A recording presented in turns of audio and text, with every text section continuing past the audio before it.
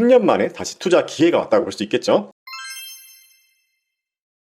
어제는 오랜만에 미 증시가 시원하게 상승해줬는데요.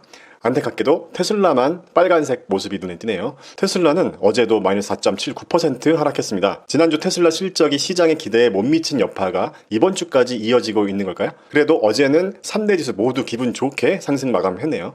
어제 미 증시는 달러 약세의 위험자산 선호 현상을 보여줬는데요.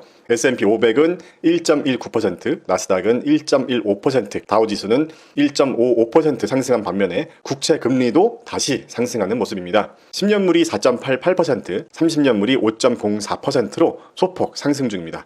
어제는 11개 섹터 모두 상승했고요. 특히 커뮤니케이션 섹터가 2.06%로 가장 많이 상승했는데요. 지난주 구글의 클라우드 부분 실적이 부진하면서 하락폭이 컸던 만큼 오늘 상대적으로 구글이 포함되어 있는 커뮤니케이션 섹터의 상승이 두드러진 것 같습니다. 그리고 국제 유가는 3% 가까이 하락했고요. 산업별 주도주들도 잠깐 살펴보겠습니다. 어제는 시장이 상승해준 만큼 개별 종목들도 전체적으로 다 빨간색인데요. 어제 자동차 칩 메이커사인 온 세미컨덕터의 부진한 실적으로 관련 밸류체인 종목들이 동반 하락했습니다. 온 세미컨덕터의 실적 부진은 전기차 수요에 대한 우려를 더 키운 거죠. 그리고 어제는 독일에서도 좋은 소식을 보내왔는데요. 독일의 10월 소비자 물가지수가 전년 대비 3.8% 상승으로 전월에 4.5%보다 급락하고 시장의 컨센서스인 4%보다 낮아지면서 고물가가 잡히고 있다는 안도감을 주고 있습니다. 자, 이번 주에 중요한 두 가지 이벤트가 있는데요. 바로 금리 결정과 미 재무부의 국채 발행 계획이 발표되는데요. 예상보다 국채 발행을 많이 하겠다고 하면 시장에 채권 공급량이 많아지면서 채권은 추가 가격 하락하고 채권 금리는 여기서 더 오를 수도 있으니까요. 요즘 높은 채권 금리에 좀 민감하죠. 그래서 시장은 미 재무부의 국채 발행 발표에 주목하고 있는 거죠.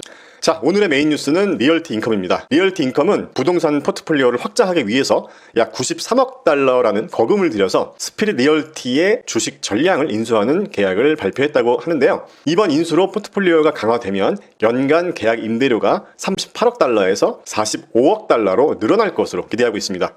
리얼티 인컴의 인수 소식에 스피릿 리얼티의 주가는 전일 대비 7.85% 증가했는데요. 반면에 리얼티 인컴은 마이너스 5.67%나 빠지면서 46.22달러의 장을 마감했어요. 코로나가 터지기 시작했던 2020년 초에 최저점 주가까지 거의 다 와가는 모습을 보여주고 있습니다. 인수당한 회사의 주가는 오르는데 왜 인수한 회사의 주가는 하락할까요? 이번 인수는 미국 상업용 부동산 시장이 긴축 정책과 경제 전망 악화로 압박을 받고 있는 상태에서 이루어졌다는 점에 주목하고 있는 건데요. 시장 금리가 상승해서 부동산 투자 심리가 냉각됐고 재택근무 장기화 영향으로 오피스형 부동산의 공실률이 높아져서 상업용 부동산 시장 전체가 큰 타격을 입은 상태죠. 이런 상황에서 너무 무리한 인수가 아니냐는 그런 시장의 우려로 리얼티 인컴의 주가가 하락한 거죠. 월배당의 대명사로 불리는 리얼티 인컴은 1969년에 설립한 이후에 지금까지 639개월 연속으로 배당금을 지급했고 2020년 S&P 500 배당 귀족주에 편입되었는데요.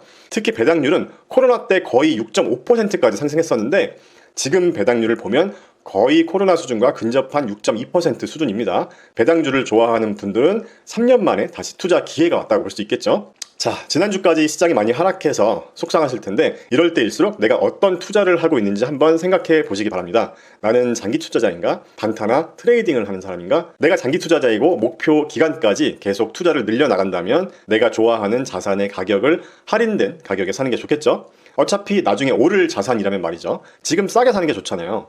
여기서 대부분의 주식 투자자들이 스트레스를 받는 이유는 잘 모르기 때문입니다. 내가 투자하는 주식의 가격이 싼지 비싼지 앞으로 얼마나 오를 수 있을지에 대한 확신도 없고 투자 기준도 없기 때문에 그냥 주가가 빠지면 불안한 거죠. 개별 종목에 투자한다면 그 기업에 대해서 남들보다 좀 더 많이 공부하면 됩니다. 더 많이 알면 불안하지 않겠죠. 모르니까 불안한 거죠. 남의 말을 귀동냥으로만 듣고 주식 투자를 하면 10년을 해도 발전이 없습니다. 내 결정과 내 판단으로 해야 발전이 있겠죠? 자, 오늘은 여기까지입니다.